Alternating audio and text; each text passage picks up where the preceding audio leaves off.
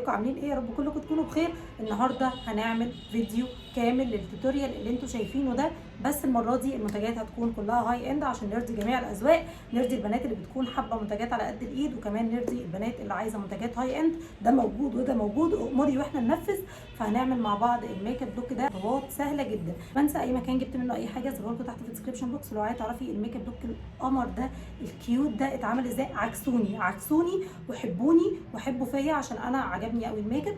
لو عجبك الميك اب ده وعايزه تعرفي يتعمل ازاي كملي معايا الفيديو الاخر. بس لو انت اول مره تشوفيني ما ينفعش خلاص ما تشوفنيش بعد كده، اعملي سبسكرايب للقناه وسيبي لي كومنت تحت الفيديو ده، ويلا بينا نعمل الميك اب لوك ده مع بعض. اول حاجه هستعملها هاخد البيس ده من بلويس. البيس ده مخصص للاي شادو عشان يثبت معاكي الاي شادو اكتر وفي نفس الوقت يخلي لونه اقوى. بتاخدي منه نقطه كده بالظبط، هي النقطه اللي على جفن عينيا، مش هاخد اكتر من كده. ابتدي افردها على جفن العين كله بالشكل ده، تغطي لي جفن العين كله.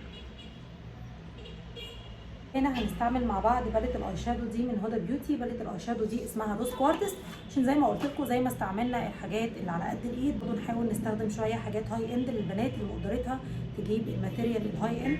باليت الاي شادو دي من هدى بيوتي اسمها روز كوارتز. واول درجه هاخدها هاخد الدرجه البيبي بينك الفاتح دي هاخدها، وهنا مش هثبت باودر ولا اي حاجه عشان زي ما قلت لكم البيس ده بينشف بسرعه فما بيكونش محتاج معاه اي تثبيت ولا اي حاجه خالص. اول درجه زي ما قلت لكم هاخد الدرجه دي وهبتدي احطها كلون انتقالي، هي بيبي روز فاتحه جدا.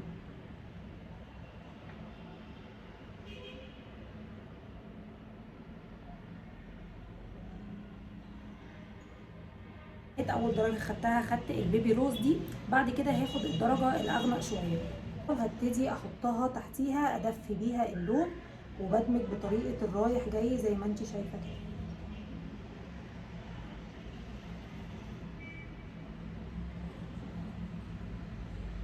كده في لون هنا اسمه مانترا. اللون ده ولا هو اسود ولا هو بني ولا هو بتنجاني، الدرجه غريبه كده شويه. الدرجه اللي هي دي هبتدي اخدها واعمل بيها زي سبوت لايت. يعني ايه سبوت لايت؟ يعني انا هاخدها وابتدي احطها في الاطراف بس. بصوا يا بنات انا هحطها هنا، انتوا شايفين البيجمنت عامل ازاي؟ طبعا البيجمنت حوار، خلينا نعمل عنها ريفيو منفصل لوحده بعد ما نقعد بيها شويه. هبتدي احط اللون ده كده وكده وبطلع بيه لغايه ما اعدي الكسره بتاعه العين. البنات اللي عرفت الجفن المتحرك زي ما اتكلمت معاكم قبل كده ان احنا عندنا عظمه حاجب وعندنا الكريس اللي هو الجفن الثابت وبعدين عندنا الجفن المتحرك. فانا بحطه على الجفن المتحرك وبطلع بيه شويه زي ما انت شايفه كده لغايه الجفن الثابت. وهنا اللون انا بحطه حط يعني ولا بدمج ولا بعمل فيه اي حاجه، سهل جدا اهو.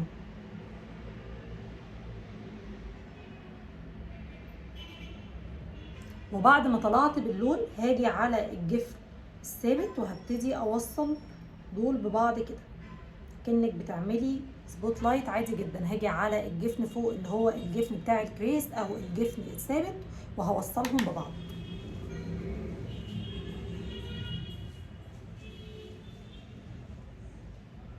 كده، وببتدي ادمج بايد خفيفه جدا. وهنا بحافظ على النص دايره اللي انا عاملاها للعين زي ما انت شايفه كده. هرجع لنفس الباليت، اللوك كله هيتعمل من نفس الباليت. كنت واخده اللون اللي هو ده اللي قلت لكم عليه.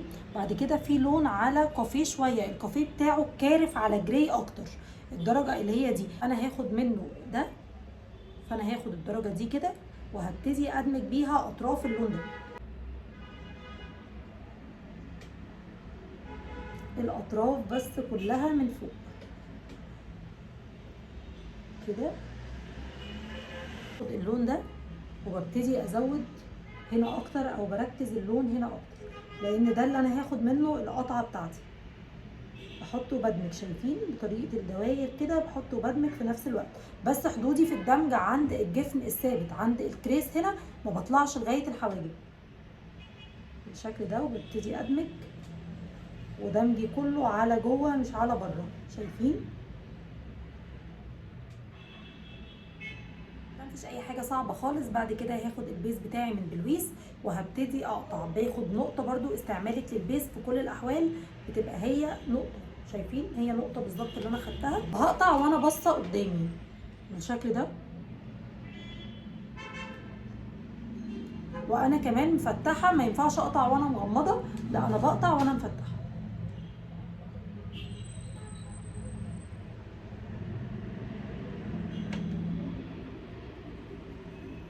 كده.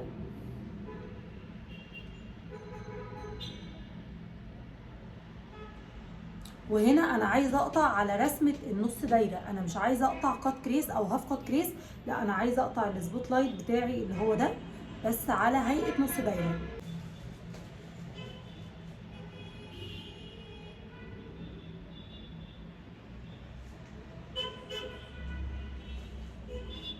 بالشكل ده، والناحيه التانيه كمان.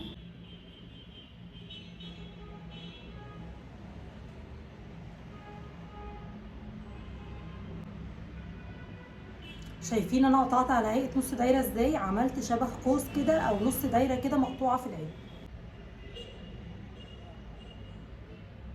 كل ده يا دوب انت بتعمليه بالنقطه اللي انت اخدتيها.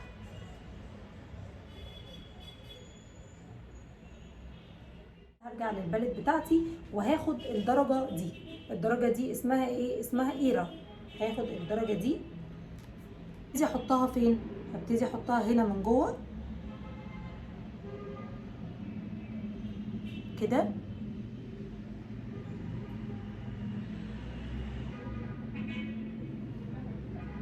ومن ورا برضه.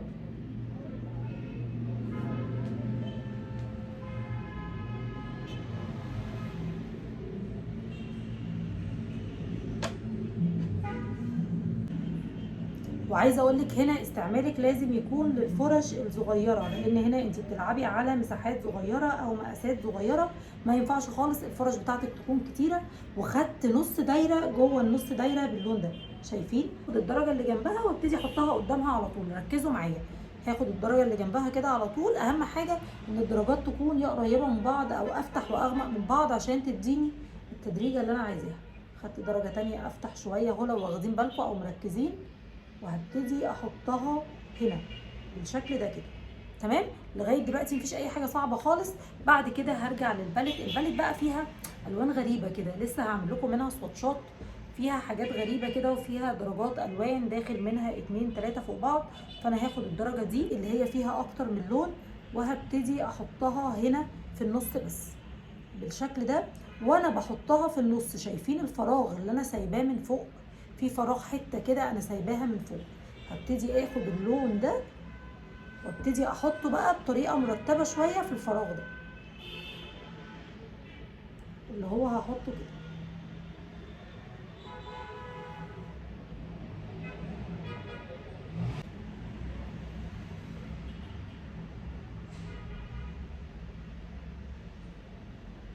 بعد كده هجيب فرشه ايلاينر. بصوا الفرشه رفيعه ازاي، وهاخد اللون اللي قلت لكم الدرجه دي اللي انا مش عارفه هي لونها ايه بالظبط. هاخد الدرجه دي كده وهبتدي احدد بيها النص دايره بتاعتي دي من فوق كده بايد خفيفه قوي بقى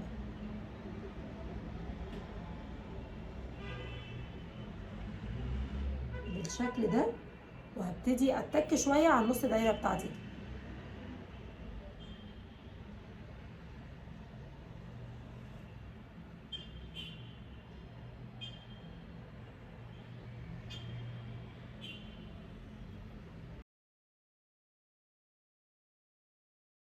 ده وبعد كده هستخدم القلم ده من عند امل حجاج اللي هو اسمه برو ات. القلم ده بيجي ناحيتين، ناحيه حواجب والناحيه الثانيه ايلاينر، وهبتدي ارسم بيه ايلاينر.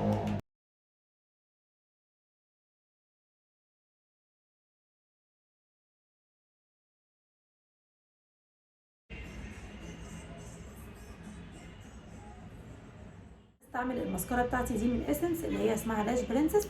هحطها عشان الرموش بتاعتي تلاقي حاجه تلزق عليها او تثبت عليها بالشكل ده. هحط منها طبقه خفيفه. اللي هحطها هحط الرموش دي من شي جلام اللي هي قصيره من قدام وطويله من ورا.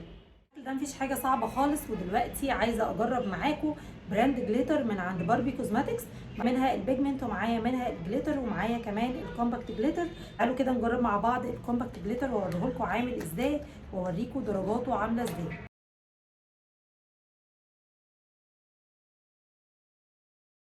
بصوا يا بنات، الكومباكت جليتر بيجي بالشكل ده، احجام مختلفه، ده حجمه كبير جدا. عايزه اقول لك بقى ملمسه مش فازليني خالص، بيلزق من غير اي جلو ولا اي حاجه، يعني بمجرد ما بتحطيه. وهو ده اللي انا حطاه في العين التانيه. اول حاجه معايا الحجم اللي هو ده، والدرجه دي الدرجه اللي انا حطاها تقريبا هما الاتنين زي بعض، بس دي روز جولد ودي جولد اكتر، يعني هي دي روز بس فيها جولد اكتر بصراحه. فانا هاخد منها شويه كده بايديا زي ما انت شايفه، نقطه كده، وهبتدي احطها فين؟ هبتدي احطها هنا في النص بالشكل ده. هتنقل معايا العين نقله تانيه خالص.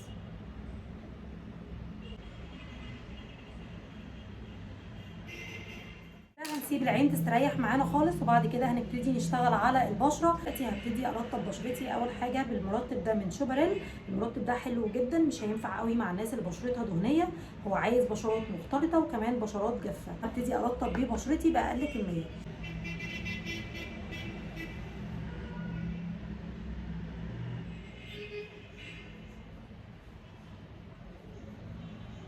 هبتدي استعمل البرايمر ده من تارت. دوره ايه البرايمر ده وبيعمل ايه؟ البرايمر ده بيبتدي يملأ المسامات اللي موجوده في البشره، وفي نفس الوقت بيقلل من شكلها وبيقلل من ظهورها، لانه تقيل جدا زي ما انت شايفه وكمان كريمي. بستخدمه ازاي؟ باخد منه حته صغيره كده وببتدي احطها على المكان اللي فيه مسام من تحت لفوق، يعني بدخله جوه المسام، بملى بيه المسام بالشكل ده كده، وبضغط عليه من تحت لفوق عشان يملى معايا كل المسام اللي موجوده في البشره. باخده على ايديا كده وابتدي اضغطه على كل الاماكن اللي انا عندي فيها مسام من تحت لفوق زي ما قلت لكم كده. عشان ما ابقاش حرماكم من حاجه خالص، هاخد المرطب بتاع العين بتاعي ده من كيلز وابتدي ارطب بيه تحت عيني.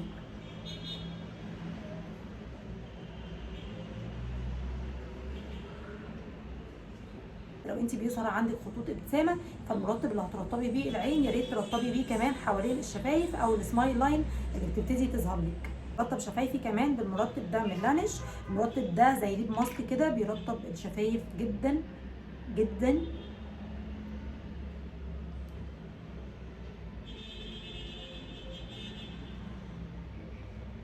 بالنسبه للفاونديشن هنستعمل مع بعض فاونديشن هنجربه مع بعض النهارده لاول مره. جرب الفاونديشن ده من شارلوت، درجتي في الفاونديشن درجه 4W. تعالوا كده نجربه مع بعض واقول لك هو مناسب مين وهينفع لمين. هبتدي بس ارج الفاونديشن كده. الفاونديشن بيجي من جوه الباكج بتاعه حرفيا حلو جدا ودرجاته كتير جدا. لو ناويه تجيبي الفاونديشن ده او هتستعملي الفاونديشن ده، خدي بالك قوي من درجاته، لان هو حرفيا ليه درجات كتير قوي. الفاونديشن بامب كده، يا دوب بامب واحده. بصوا يا بنات، الفاونديشن ده قوامه خفيف بيجري كده زي ما انت شايفه، بس الكفر بتاعه عالي عامل شبه نارس كده. برده القوام بتاعه خفيف بس الكفر بتاعه بيكون عالي. دي اعمل له بلند كده، والدرجه دي فاتحه عليا، وهبتدي اوزع على البشره كلها. بصي بقى اقل كميه هتاخدي منه تغطيه عامله ازاي. الفاونديشن ده سعره 1800 او 1850. هتلاقوه موجود برده في الجروب عند كاندي بيوتي شوب. هسيب لكم برده كل الجروبات اللي انا جايبه منها اي حاجه موجوده تحت في الديسكريبشن بوكس.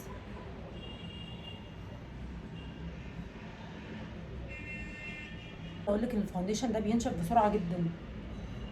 الفاونديشن ده هيكون محتاج معاكي بشره تكون دهنيه جدا، لان هو حرفيا بينشف هوا كده. هاخد بيوتي بلندر هبتدي اطبطب عشان اشيل اي زياده موجوده في البشره. بعد كده هبتدي اعمل كونتور لبشرتي بالباليت دي من ميك اب فور ايفر، واختار منها درجه مناسبه اعمل منها كونتور. انا بحب قوي الدرجتين دول مع بعض. ابرز ليا خدود شويه بالشكل ده.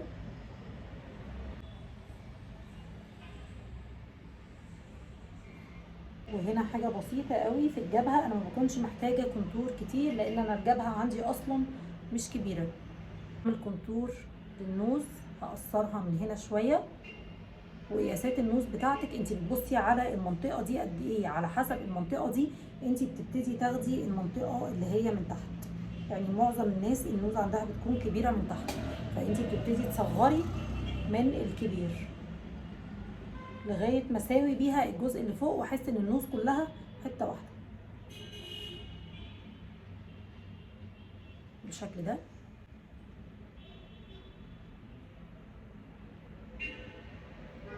وانا حباها تبان اقصر شويه فهبتدي اقسمها من هنا شويه. هاخد باليت الروج بتاع جي كات عشان انا عايزه اخد منها الدرجه الفوشيا دي واحطها كبلاشر. فوشيا يا نهى؟ فوشيا يا فندم. واحطها كبلاشر كده. انا عايزه حمار هنا فوشياكا ما يكونش طبيعي. واخد نقطه كمان هنا ونقطه كمان هنا ونقطه فوشيا هنا. ادمج. هبتدي اخد الكونتور والروج كده مع بعض. بس الدنيا بقت فوشيا ازاي. وهبدأ في ايدي البتاعه دي فاكرينها هنزل فيها اللون كله عشان الفرشه معايا تكون فاضيه.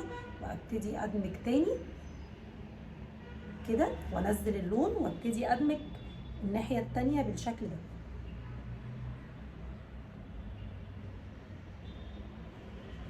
بنات كتير قوي كانت بتسالني التكنيك بتاع العرايس بيكون عامل كده وخدودهم متبروزه كده باحمريقه ازاي ولونها واضح وقوي ازاي. بيكون هو ده التكنيك يا فندم. كونتور بتاع النوز بالشكل ده. عايزه اقول لكم ماما قاعده جنبي خلاص حفظت انا بعمل ايه وكده فاضل ايه وكده فاضل لي دمج ايه وبتفكرني. يعني انا مثلا دمجت الكونتور بتاع البشره بتقولي لسه الكونتور اللي في مناخيرك ما اتدمجش. اول ما بطلع الكونتور بتقولي كده هانت الفيديو قرب يخلص. فاهمين؟ يعني قاعده جنبي حافظه انا بعمل ايه ومش بعمل ايه. ربنا يخلي امهاتنا كلهم يا رب ويطول في عمرهم. بالشكل ده كده انا دمجت الكونتور بتاع النوز وبطلع بقى باللي فاضل بالفرشه كده على فوق. طول ما انا شغاله كريمي البتاعه دي بتبقى ايه صديقتي الصدوقه كده بعمل وبقوم منفضه فيها على بعض. طيب تيجي واحده كده دلوقتي تقول لي ايه يا نهى الحمار ده كله احنا هنفضلوا حمر كده. اقول لها اهدي واصبري اصبري دلوقتي كل حاجه هتبقى زي الفل. الكونسيلر بتاعي من تو فيز الدرجه دي درجه فانيلا وابتدي اعمل كونسيلر. في الخطوه دي انا بعمل الكونسيلر بعد البلاشر عشان احدد الاماكن اللي انا عايزه احط فيها الكونسيلر بالظبط. يعني انا عايزه انور هنا وباكل شويه من البلاش وعايزه انور هنا وباكل برده شويه من البلاش زي ما انتم شايفين. وهنا كمان كل بقى الاماكن اللي انت عايزه تنوري فيها يا ست البنات ابتدي نوري نوري كده بالشكل ده.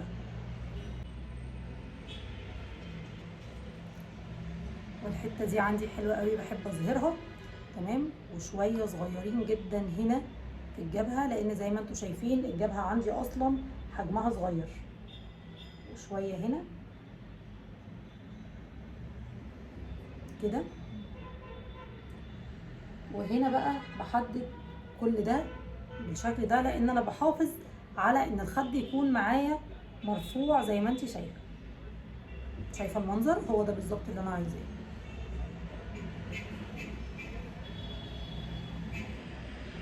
الفرشه اللي انا قلت لكم هتبقى صديقتي الصدوقه هي فعلا صديقتي الصدوقه جدا. هبتدي ادمج بيها هنا الكونسيلر بالشكل ده وهبتدي ادمج اطراف الكونسيلر بالشكل ده من هنا كده.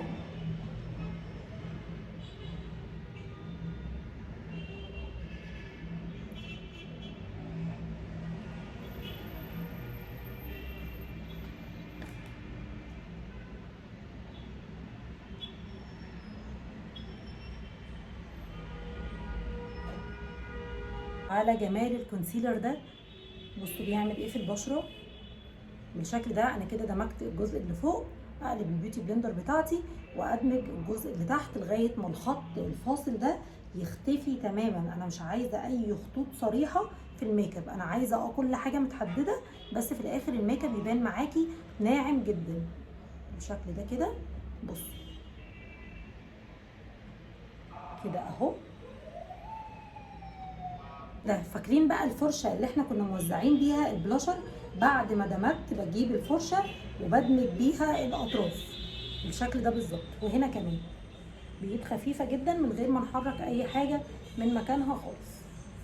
هثبت بشرتي كلها باللوز باودر دي من لورا مارسيه. هثبت بيها البشره كلها رايح يا بنات وما برجعش. يعني بروح كده وما برجعش. ليه؟ عشان لما بعمل كده بيساعدني جدا ان المنطقه دي معايا ما تكسرش خالص. هروح اهو وما برجعش. طب نفترض عايزه ارجع، بعمل ايه؟ برجع من اول وجديد، بروح وما برجعش خالص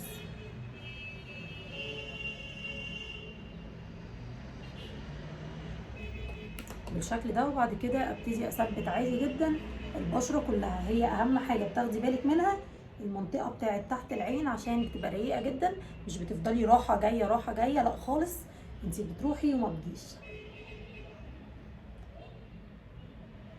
بعد كده باليت البلاشر دي انا بموت فيها. هاخدها كده واخد ميكس بين الدرجه، لا دي صعبه قوي، الدرجه دي والدرجه دي، هاخد ميكس بين الدرجتين دول وهبتدي احطهم كده.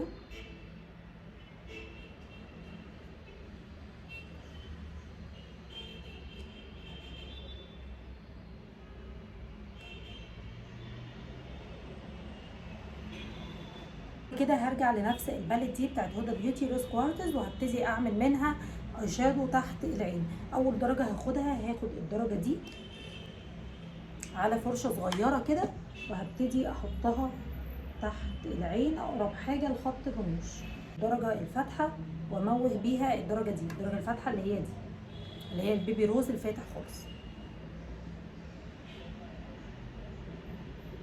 عايزه اقول لكم انا نزلت الشارع زي ما انا كده عشان مامتي صايمه، وقلت لو طلبت دليفري هياخد وقت، واحنا اصلا المطعم بتاع الاكل تحت المكان عندي بالظبط. فنزلت زي ما انا كده اجيب لها اكل عشان تفطر. ما تتخيلوش اصلا يعني نظره الناس ليا كانت عامله ازاي. يعني تخيلوا انتوا كده انا نازله بالمنظر ده، يعني انا ما بخرجش بميك اب، فانا ممكن نزولي في الشارع بميك اب او نزولي في حته بميك اب بحس ان انا غريبه جدا، وانا ما فكرتش اصلا. اللي فكرت فيه ان انا اجيب اكل بسرعه قبل ما الاذان ياذن، لان هي صايمه وانا موجوده في المكان عندي مش موجوده في البيت، فانجز بسرعه وانجز حالي. وحتى ما خليتش حد من البنات عندي ينزل، يعني انا قمت قلت لها انا داخله الحمام وخدت بعضي ونزلت زي ما انا كده عشان الحق اجيب فطار. انا هنا كنت بحط الكحل النود ده من فوريفر 52، بس لا عايزه احط الكحل النود بتاع انجلوت، استنوا نحطه مع بعض. البيج ده من انجلوت، وهياخد كمان القطره بتاعه انجلوت لان الكحل ناشف جدا جدا. هحط عليه نقطه من القطره بالشكل ده، هي نقطه واحده جوه العين، واخد بالي ان انا احطه على الرمش بس او خط الرموش بس، عشان هو لسه طري فهيخش يسيح جوه العين كده لغايه ما ينشف شويه. بفكر كمان اسحبه كده شويه.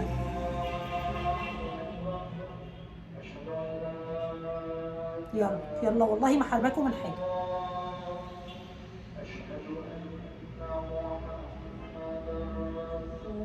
الاي شادو وامشي بيه هنا بالظبط تحتيه بالظبط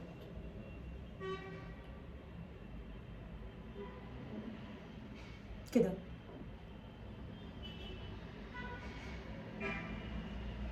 يا جماعه الدنيا عماله توسع مننا، يعني الدنيا عماله توسع. جبت كحل انجلت الاسود برضو، وابتديت احطه في اول العين بس من هنا، وفي اول العين بس من هنا بالشكل ده.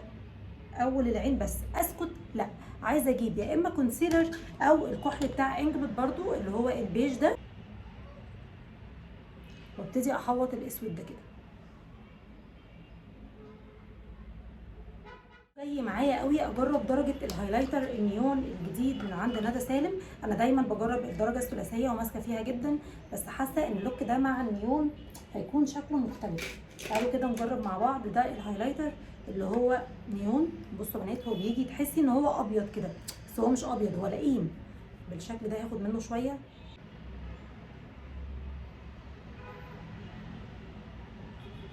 اه. يعني عايزه اقول لكم هو في بينك، يعني انا مش عارفه هو باين عندكم في الكاميرا ولا لا، هيبان معانا في الصور جدا. هو حرفيا في بينك، لو واخدين بالكم كده اكني حطيت بلاشر على بينك اكتر، هو مش ابيض. اه يا جماعه بصوا بصوا يا جماعه، لا خطير، لا لا خطير.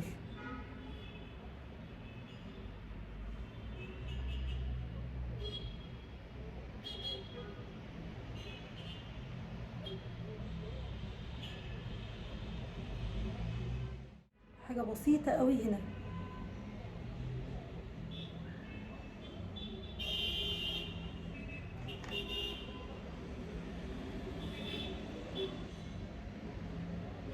عظمه عظمه. انا حاسه ان هو قلب مني لوك عروسه قوي. بعد كده هبتدي احدد شفايفي عشان نختار مع بعض درجه الروج. هبتدي عايزه اكبر شفايفي من النص من فوق ومن تحت واعمل لها فوليوم اكتر.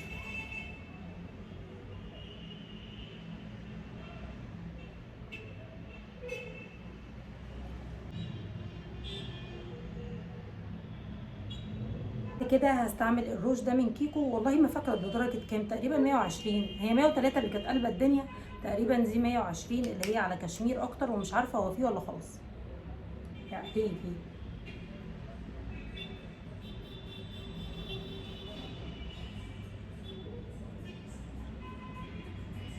وبسيح الروج على التحديد مع بعض.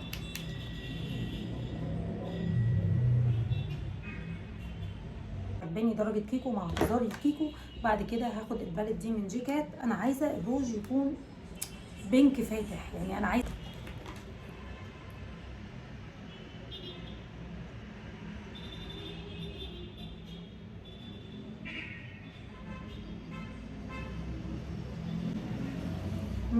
هو مش بيبقى فاتح قوي بس انا هفتحه. درجه الروج دي مش مقتنعه برضو، لا مش حابه كده. هجيب الروج ده من ميبلين سوبر ستي درجه 365. تعالوا كده بقى نجرب.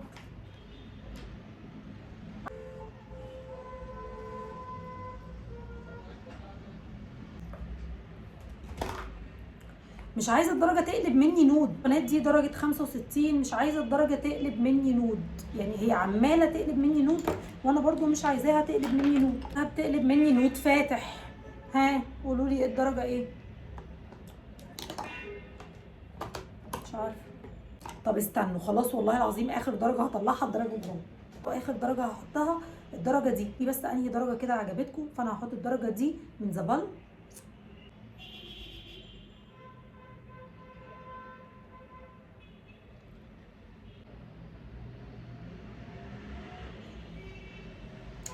هي دي خلاص. يعني انا كده ارتحت نوعا ما. معرفش بقى تتفقوا معايا في الدرجه او تختلفوا معايا في الدرجه، بس حاسه ان انا كده ارتحت شويه. يعني حاسه ان الدرجه دي ممكن تكون هي الماتشنج لقلبي، او هي دي اللي انا كنت عايزه احطها، او هي دي اللي انا عايزاها. مش عارفه، قولوا لي انتوا بقى الدرجه عاجباكم ولا لا، بس انا كنوها الدرجه عجباني جدا. طيب نبص بصه كده مع بعض على الميك اب.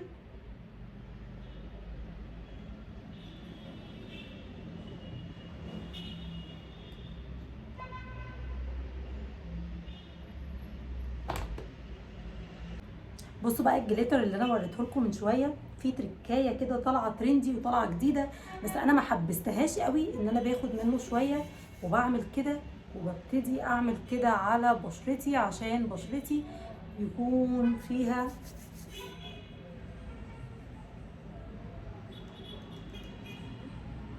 فيها جليتر بالشكل ده. مش عارفه لو وطيت لكم الاضاءه، بصوا انا كده موطيه الاضاءه خالص. بصوا الميك اب وبس كده. الميك اب عاجبني حرفيا بنسبه كبيره جدا. شكل الفاونديشن على البشره قمر، وكمان رسمه العين عجباني جدا. عايزه اقول لكم كمان ان باليت الاي شادو بتاعت هدى بيوتي دي حلوه جدا. انا بحب باليت الاي شادو بتاعت هدى بيوتي عموما، فحاسه ان اللوك حرفيا حلو قوي. وهستنى رايكم في الكومنت، وعايزه اسمع رايكم. لو عجبك الفيديو ما تنسيش تدعميني بلايك وشير وسبسكرايب، وتسيبي رايك في الكومنتات، وتسيبي لي بوستة كبيره في الكومنتات. واشوفك على خير فيديو جديد ان شاء الله.